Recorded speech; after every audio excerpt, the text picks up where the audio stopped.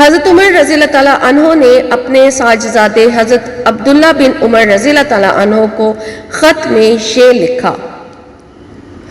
میں تمہیں اللہ تعالیٰ سے ڈرنے کی وصیت کرتا ہوں، کیونکہ جو اللہ سے ڈرتا ہے اللہ اسے ہر شر اور فتنے سے بچاتا ہے، اور جو اللہ پر توکل کرتا ہے تو اللہ تعالیٰ اس کے کاموں کی کفایت کرتا ہے، اور جو اللہ کو قرض دیتا ہے یعنی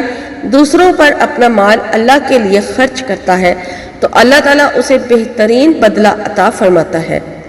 اور جو اللہ کا شکر ادا کرتا ہے تو اللہ تعالیٰ اس کی نعمت بڑھاتا ہے،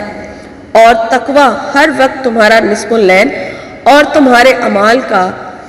سہارا اور ستون اور تمہارے دل کی صفائی کرنے والا ہونا چاہیے۔ جس کی نیت نہیں ہوگی اس کا کوئی عمل معتبر نہیں ہوگا۔